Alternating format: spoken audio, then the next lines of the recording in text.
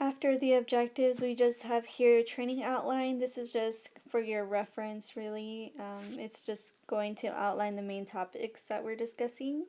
And I just want to take a moment to have you discuss with your team about real life examples that you may have gone through in previous jobs, maybe even just in real life, about any ethical dilemmas that you may have encountered and how you solve them.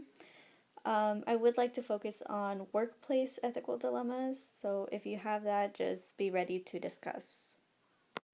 Here we're talking about managerial ethics. This is based upon behavior with employees. Managers in the workplace really decide their ethical dilemmas based upon what their employees may think of them and how they react to that. There are many different ethical dilemmas when it comes to managers. They have dilemmas such as hiring and firing, even favoritism, and that goes hand in hand because they may just hire someone just because they like them or just because that they want to have a workplace where they get along with everyone. So that can be an ethical dilemma as well. Another common problem that managers go through would be accepting bribes. They often may be bribed by suppliers about an exchange of goods rather than a contracted exchange of money. Another common issue that managers encounter is based on sexual harassment. This can be an ethical issue just because of the secrecy involved and the matter of not discussing anything, whether or not to report the issue, and many more issues just like that. One important thing to note about this slide about managerial ethics is that the managers can really establish a culture to where ethics can be just morally good and can be practiced in a really good way. The manager is really the role model of ethics, and if she or he can get the whole team to be ethical, then they can really establish a good workplace overall. As mentioned previously, sexual harassment is a common ethical issue in the workplace.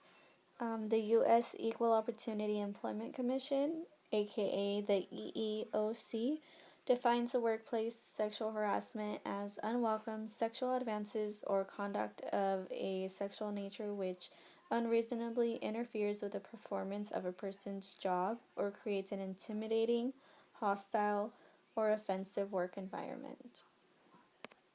What we need to consider about sexual harassment, just from the viewpoint of employees, is whether or not it is ethical to bring this kind of hostile, offensive work environment to others.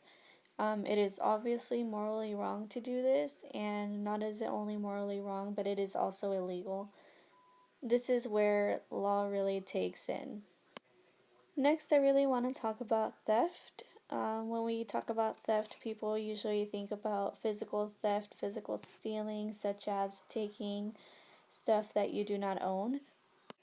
When it comes to theft, people mostly think about physical theft, but there is such a thing as time theft in the workplace. I will mention this later on as well.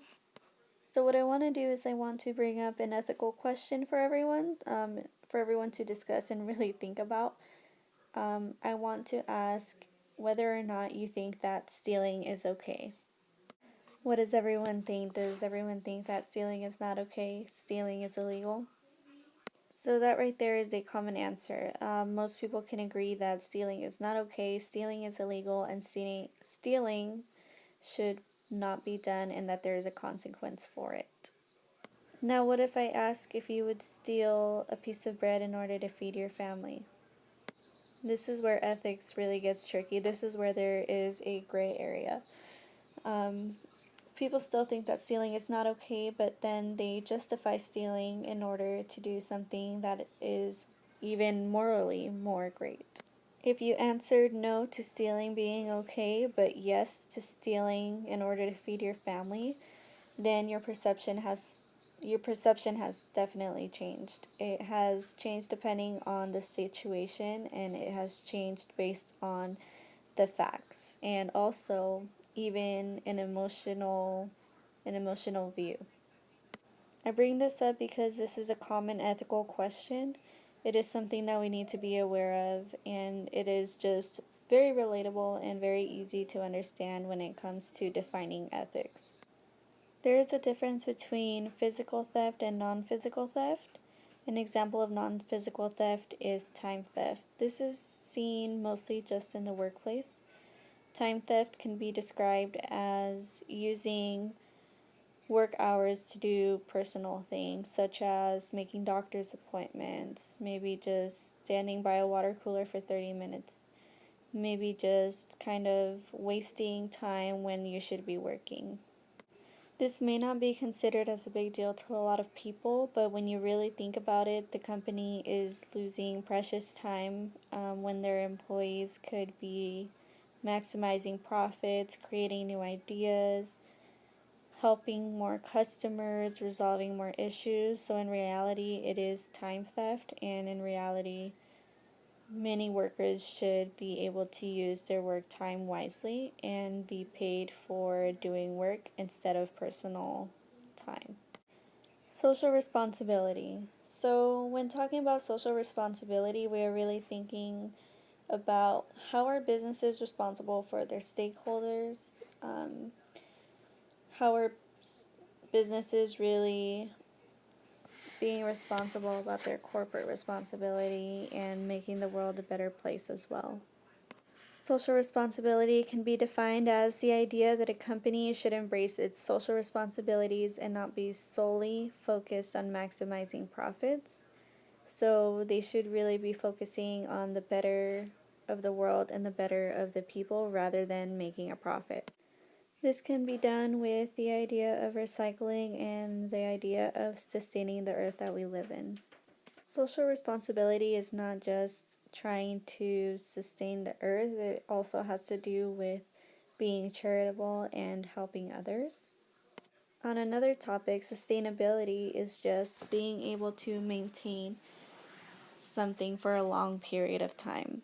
So, while sustainability and social responsibility are both targeted for long periods of time and they do go hand in hand together, it doesn't mean that they mean the same thing. So, a business can be sustainable in many different ways. So, on the right of the slide, you will see four different stances on social responsibility.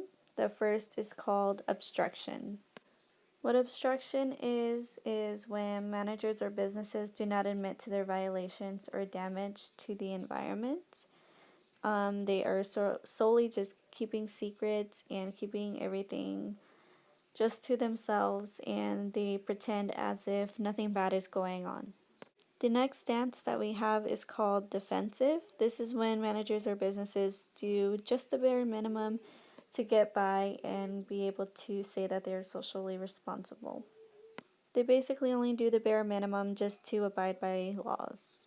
The third stance that we have is called accommodative stance. This is when managers or businesses do what the law tells them plus a little bit more, but they don't take their own initiative to start it. The final stance is called proactive. This is very self-initiated, and it is the most significant approach of social responsibility. This is when managers or businesses want to contribute to the well-being of the earth and to the well-being of human life. This is when businesses donate to charities in order to help families in need. This is when they create organizations and contributions to those that really need it. So here we have the post-test slide. It has a series of 3 questions, and I'm wanting everyone to write them down on a notepad with a pencil and answer them so then they can later discuss them with the group.